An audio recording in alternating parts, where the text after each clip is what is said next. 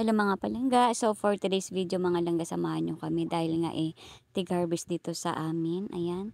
Sobrang init mga langga, no. So ang gagawin namin today ay mag-treaser kami. So ayan na nga, papunta na nga kami doon sa area mga langga at kasama ko yung aking kapatid at pamangkin. Yung iba langga, ayan, kanya-kanya ng buhat.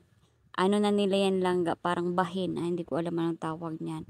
Yung pag nag-harvest kang ganyan, meron ka kasing katyan langga, hindi ko alam kung gaano kadami sa inyo, depende sa sipag nyo. Ayan, sabi ko nga sa inyo, kung nasa bukid kayo, kung hindi kayo patamad-tamad langga, ay talagang mabubuhay ka, huwag kang tikang-kang whole day langga, wala mangyayari sa buhay mo. So yan, for today's video langga, samahan nyo kami dahil ito ang gagawin namin.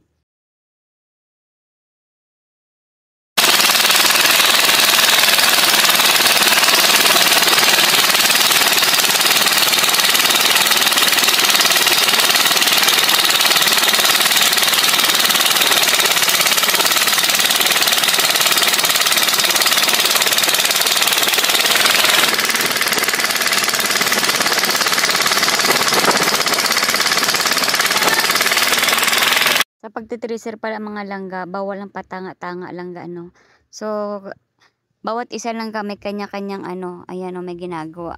Hindi po pwedeng patanga-tanga dyan langga dahil ano yan, talagang machine yan o, mabilisan yan langga. Tapos medyo maingat dahil pwedeng maputol yung iyong kamay dyan sa tracer na yan langga, o, diba? Ganyan lang yung buhay dito, tulong-tulong lang.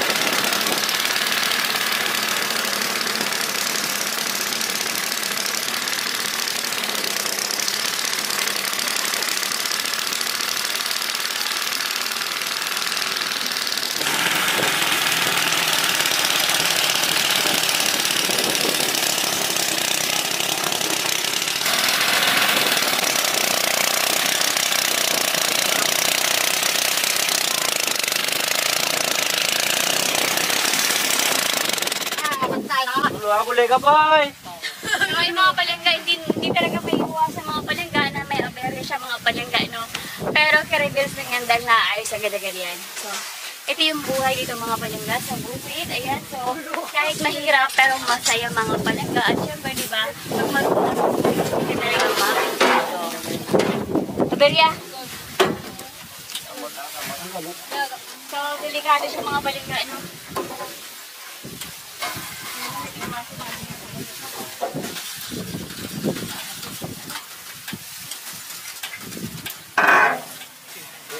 So yan nga mga langga, hindi talaga maiwasan na magkaroon ng problema. Ayan, pero laban lang sa buhay. 'Di ba sobrang tirik nung araw na yan langga, pero kailangan, mas maganda kasi yung pag ganyan, pag mainit kaysa maulan. Kasi pag maulan langga, posibleng tumubo yung ano, yung hinarvest.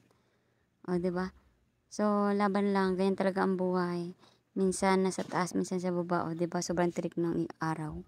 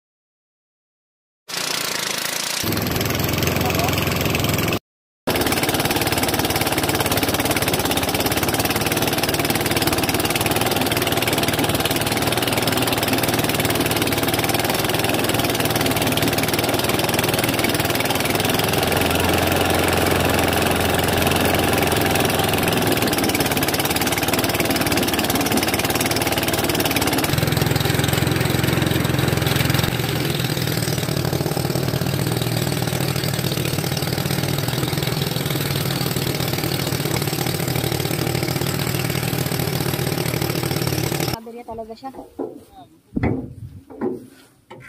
Kakasama po. Ako po po. Ayan mga palangga. Hindi may iwasan talaga mga malaga siya.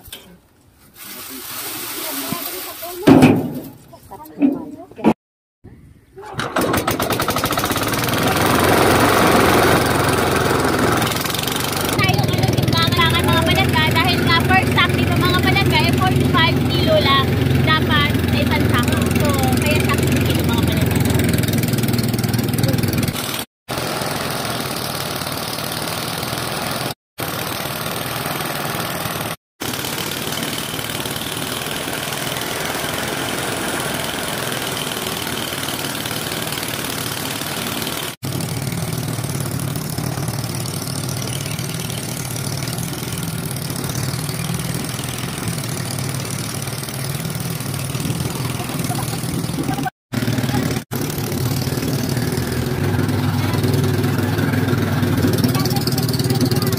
Daming Davao ka mga palangga, Davao, sobrang kami na.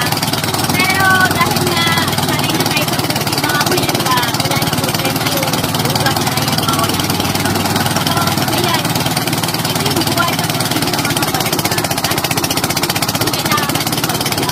Diba? So, ulul-ulul mga palangga. Ulul-ulul siya para hindi siya pure. Meron siya may mga ganito. So, separate na sako siya. At yung clear ay walang ganito. Eh, separate na sako din siya. Ready na sa bilad yun. Hindi ito kailangan kalinisan. So, mga palangga, magkalaro tayo dito.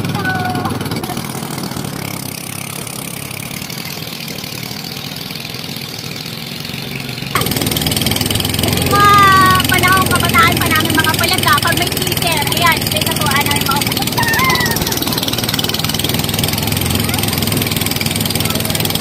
Diba? Sarap magbata.